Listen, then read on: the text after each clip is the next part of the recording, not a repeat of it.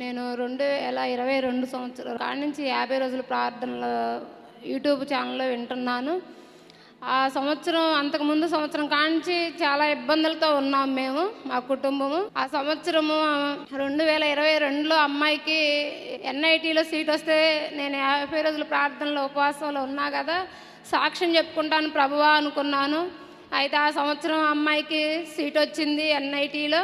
దేవునికి స్తోత్రము. అలాగే పోయిన సంవత్సరం 50 దినములు ఉపవాస ప్రార్థన లాస్ట్ దినముల్లో వచ్చాము.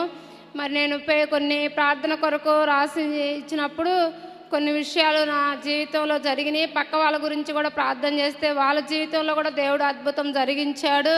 అలాగే ఈ 3 సంవత్సరాలు నాకు దేవుడు ఎంతగానో, నేను ఉదయం అమ్మ ప్రార్థన లైవ్లో వింటాను. నేను ఏ రోజు కూడా ఏదనుకున్నా కానీ అది ఆ సాయంత్రానికి నాకు జరిగిద్ది అనమాట. అలాగే ఈ 3 సంవత్సరాలు 50 రోజులు ఉపవాస ప్రార్థనలో నేను ఉంటున్నా, నా కుటుంబం ఉంటుంది.